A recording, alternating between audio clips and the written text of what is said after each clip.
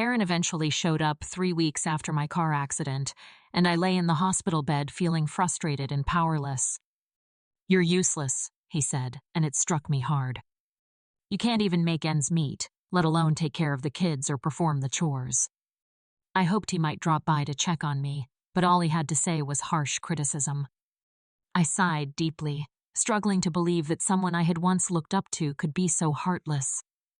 I discovered that I had been considering a divorce for a while. I didn't expect him to bring it up in such a callous way, but I felt a strange kind of comfort. It appears that he has spared us both the burden of politely drawing things out. I shocked him by answering so quickly. He didn't know that I had been getting ready for this, silently laughing at his lack of knowledge. "I'm a 38-year-old housewife named Jennifer, and I live with my spouse, Afrin, and our 6-year-old daughter, Nancy. Aaron and I met on a blind date and got married when I was 28. Right now, he seemed extremely friendly. Our relationship took off after I fell in love with him right away. As the table's most handsome man, he was also friendly. When he showed interest in me, I felt flattered and proud. First, at heart, Aaron was a romantic. He would surprise me with dessert platters and roses at fancy restaurants on my birthday, write me heartfelt letters that made my heart skip a beat, and take me on romantic outings for our anniversaries.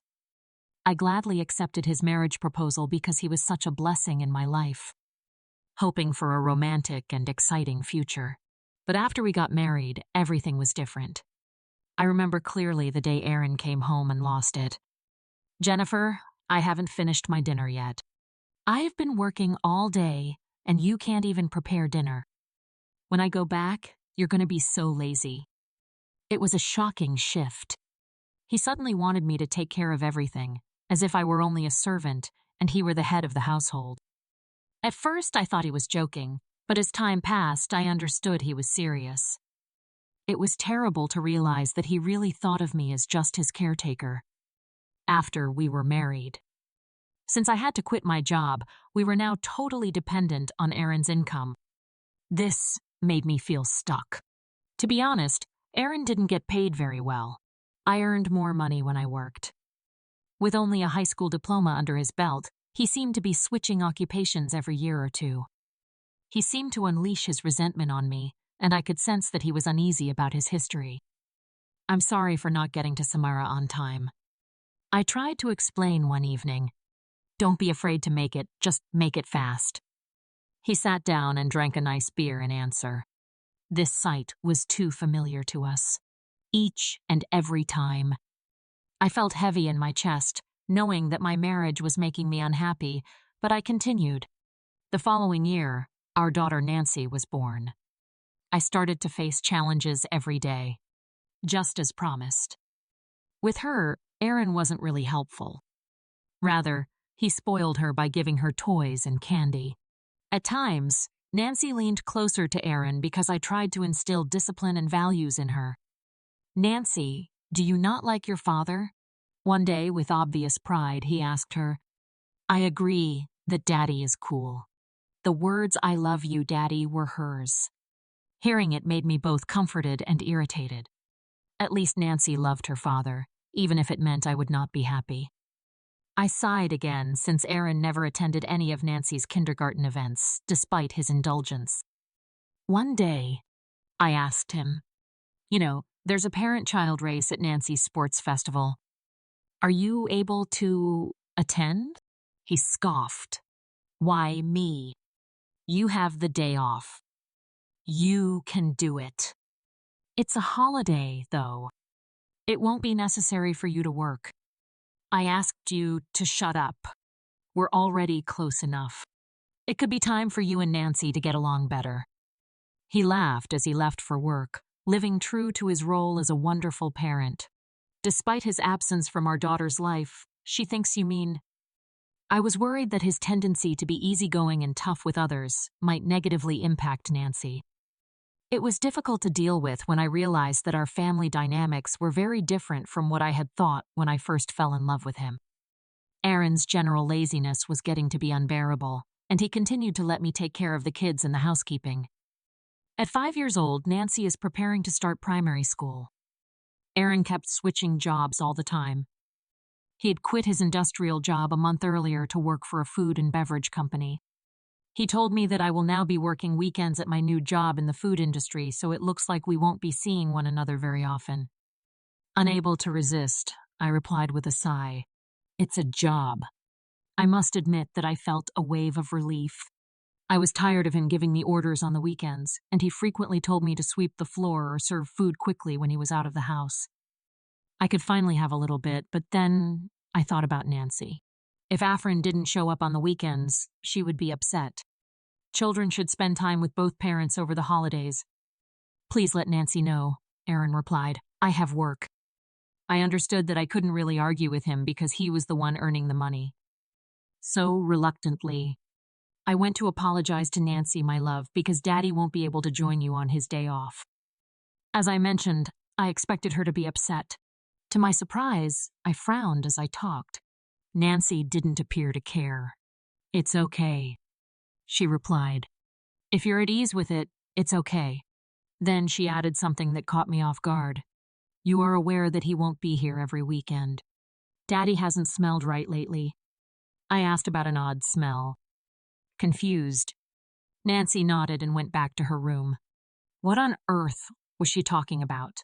I had been so busy cleaning and taking care of our child that I had hardly noticed anything unusual about Aaron. Recently, our marriage had soured, and I had started to distance myself from him in an attempt to keep things amicable. The odd smell. Nancy indicated it might be from the factory. It seemed to me that factories often used special solvents. It was reasonable that Aaron would smell odd when he arrived home. The smell would most likely go shortly if such were the case. Children's honesty is one of the qualities that makes them so endearing. Despite all that he said, I thought it strange that Aaron had begun to leave the house early, even on his days off. If he was working on the weekends, he also departed every weekday. I reasoned that he ought to take a day off every week. It was difficult to determine whether he was going to work because he never spoke to me before leaving. When he left so early, I started to wonder what he was doing. Even on the days when he was meant to be off, I made the decision to ask him one day, "You appear to take every day off. What are you doing?" After a moment of confusion, Aaron's expression changed to one of annoyance.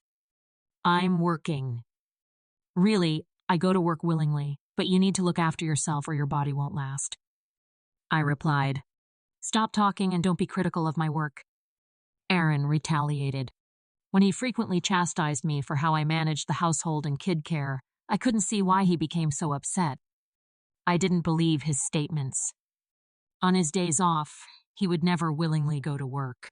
Over the years, I had kept a close eye on his actions. His numerous job changes might have been avoided if he had been that committed to his work. In addition, I began to notice the peculiar odor Nancy had indicated. Yes, when Aaron came home, he often smelled strong and beautiful.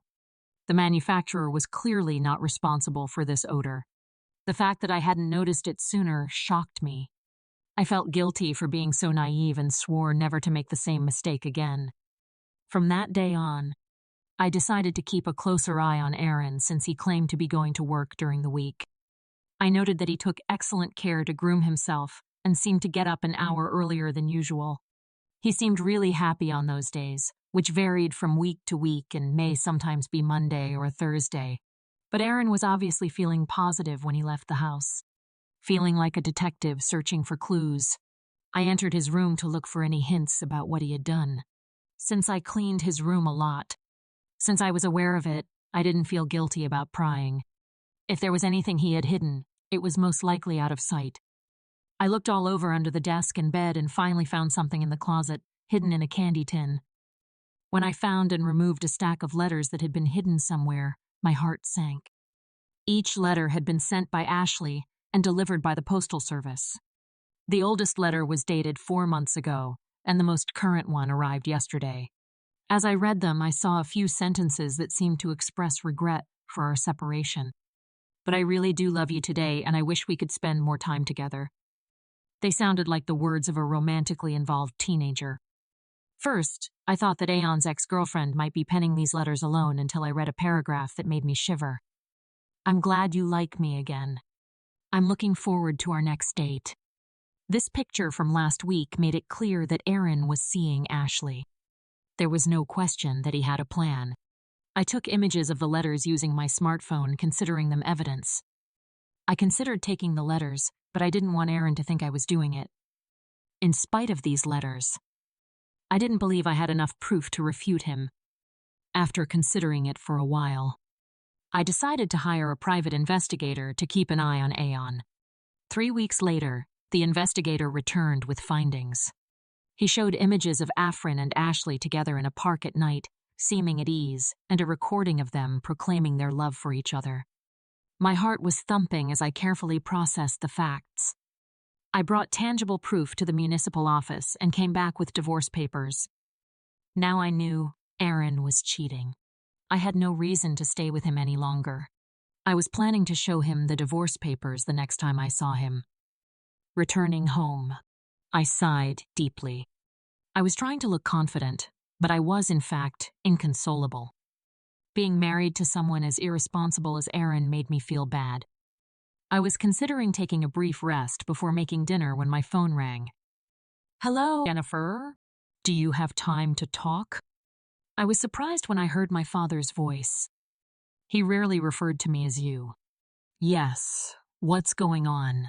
"Actually, during our talk yesterday, your mother and I talked about the potential of giving you our assets soon." "Well, what happened?" My father's company sold foreign commodities to Japanese companies, but I had never mentioned this to Ain. I always believed that revealing Aaron's difficulty keeping a job would come out as conceited. "We are thinking about retiring when we become older.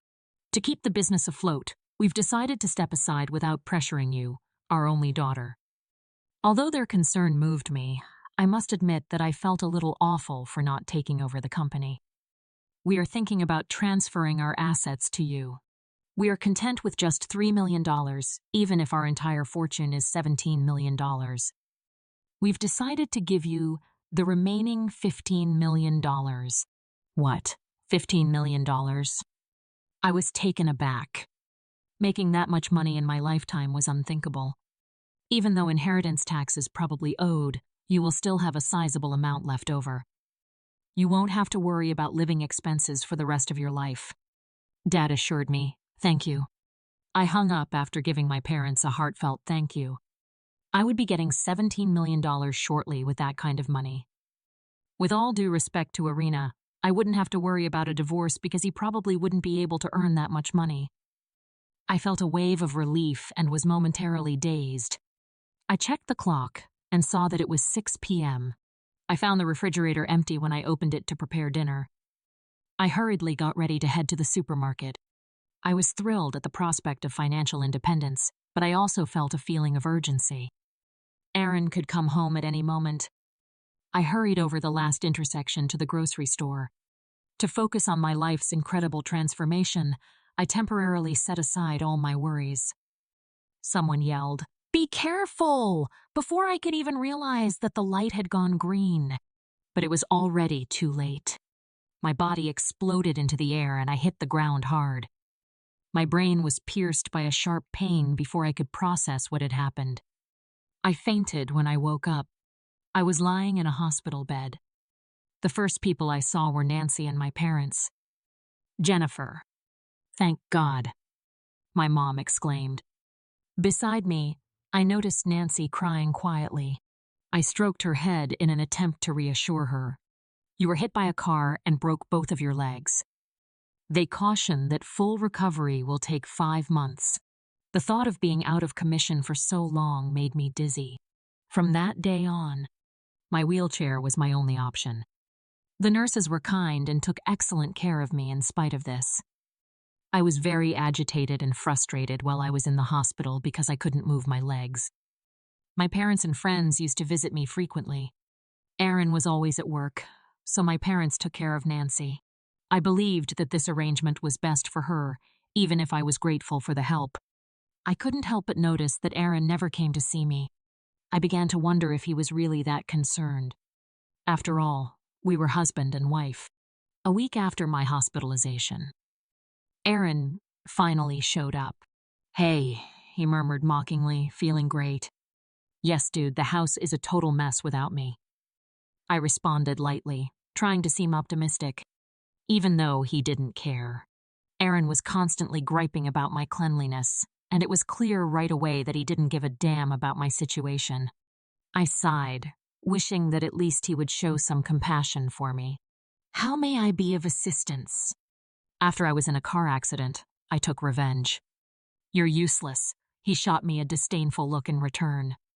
In the worst situation, you should pay alimony if you are unable to take care of the child or finish home duties. Hearing such horrible words from him while I was in the hospital was like a kick to the gut. First, I was worried that Aaron would visit me, but he was being just as unsatisfactory as usual. I sighed deeply, to be honest. For a while, I had been considering seeking a divorce. I hadn't expected him to mention it today, but it saved me. The trouble of reasoning, indeed, I said, much to his surprise. I wanted to laugh inside. I knew what he was up to. This is a divorce notice. I held out the filled-out divorce form my mother had bought in front of his face. You previously had this. In the hospital room, Aaron briefly widened his eyes in bewilderment before writing his name and address on the divorce notification for me. I was relieved that I wouldn't have to see Aaron's face ever again. I wanted to express my feelings to him, but instead I just watched him leave without saying anything. I pondered whether Afrin would wed Ashley again after the divorce. I didn't know much about her, but I thought it was awful that she would marry someone as controlling and unpleasant as Aaron. I had considered leaving for some time, even though I felt a little sorry for Nancy. I promised myself that I would take care of her. A month after Aaron's departure, I felt that my life was finally at peace. Being rid of my husband's incessant nagging was a welcome change. Following my hospital discharge, I began physical therapy. I'm committed to strengthening myself. I decided to stay at my parents' house until my legs were completely healed. My parents were furious with Aaron when they learned of the divorce, but they eventually stopped talking about it. As I navigated this new stage of life, they offered me consolation and steadfast support. I focused on getting healthier and being the greatest mother I could be to Nancy, and I hoped for the future. I expressed to my parents my desire to forget about Afrin. I felt a wave of relief. In the absence of her father, Nancy didn't seem lonely. In fact, she was excited to start elementary school. I realized that she probably no longer thought of Aaron as a parent after learning about his domineering behavior. I really felt that divorcing him was the right decision. However, I received a call on my cell phone one afternoon. When the name of Aaron came up, I ignored the phone at first, but after it kept ringing, I finally picked it up. Hi, Jennifer. When are you coming back? He asked in a frustrated tone. I assumed he was going to yell, but I couldn't understand a word he was saying. What does returning mean to you? Ashley and you are married? Do you not? I mentioned Ashley's name. Aaron's voice was startled. How do you know that? Did you think I wouldn't find out you were cheating? That's why I asked for alimony. I replied, yes, precisely, but I'm unable to make alimony or child support payments. Why should I pay that anyway? I was shocked that you should pay for his argument even if you never cleaned the house. I had asked for alimony and child support through a lawyer, but he had not yet paid.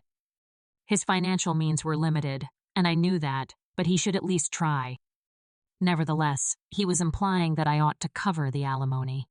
I noted her impartiality and gathered evidence. Were you shown it by the lawyers? I asked, realizing that he'd already seen the detective agency's evidence, which made things easier for me. However, it seemed ridiculous that he called me. I wanted a divorce long before I found out about the affair. You were constantly complaining and never volunteered to help with the kids or the housework. You know, I'm great for you, but I'm not your housekeeping. You have someone else to take care of you now that you are married. Aaron continued. Ashley's incapacity to handle housework is the issue. Before we were married, she told us to leave everything to her. But now that we're married, she doesn't clean, and her food is terrible. I would have done better with you. Obtain a spouse. Me again. After all, you have no money.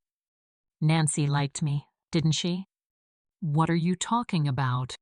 I was annoyed. After you divorced me, you got married again. I apologize, but you are not my duty because you are her partner. But Nancy doesn't like you, and I do have money. Don't lie to me. It is impossible for you to be wealthy. You take care of the house. You couldn't make it without me. I didn't intend to give Aaron any of the wealth my parents had left me, but was met with his antagonistic attitude. I believed I had no choice. My parents are the CEOs of a company they own. Lately, their belongings were passed down to me. It comes to roughly $52 million, so I can live without working for the rest of my life. I could almost see Aaron staring at me from the other end of the phone. So you're lying. It's impossible for you to be so wealthy. It's true if you want it to be. You could ask my folks. That's all. Aaron stopped talking and finally seemed to believe me. Then he gave a sudden shout. How come you didn't tell me if it's true? I wanted to tell you, but after hearing about your affair, I thought the worst. I decided it didn't matter. I hadn't gotten the assets yet, and there was no issue with property allocation at the moment. Aaron chewed his lip irritably, perhaps regretting ever divorcing me. I was exhausted from putting up with his terrible behavior. May I now finish this call? Please. Don't call me ever again. Pay the alimony on time and reflect on your actions. Goodbye. That's all. After hanging up, I immediately blocked Aaron's number so he couldn't get in touch with me again. Nancy, Mom, who are you talking to? Walked into the room. She started to wonder. Just a pal, I answered, trying to be light. Hi there. Nancy, would you like to go to the amusement park this weekend? Yes, she said, her face lighting up with a smile. Her happiness reminded me how important she was to me. 2 or 3 days later, according to reports, Aaron and his new wife had split up. Ashley. After they argued over her refusal to do housework, Ashley left him. Going through 2 divorces in a short period of time, Aaron would probably have a challenging time getting married again. I hoped he would stay unmarried for a while to prevent more people from being hurt. After the divorce, Aaron was no longer motivated, so he quit his job at the restaurant. With time, he would likely find another job and get his life back on track. I pitied him a little, but he was the source of his own problems. I had banned his calls and avoided the places we used to go together to avoid him begging for money. Aaron had essentially disappeared. At last, Aaron paid the alimony, but he ended up in debt. Though I had no idea how he would respond, I hoped he would grow from his blunders. For my own part, I felt comfortable at my parents' house, where they said we could stay as long as we wanted. My legs were completely well. I started working at a local flower store part-time, but I didn't have to work. Being active and leaving the house helped. I worked hard throughout the week and spent the weekends unwinding with Nancy and my parents. I was happier than ever and wanted to keep having a wonderful life with the people I cared about. I loved these joyful moments, especially when Nancy grinned. I cherished these joyful moments, particularly when Nancy grinned.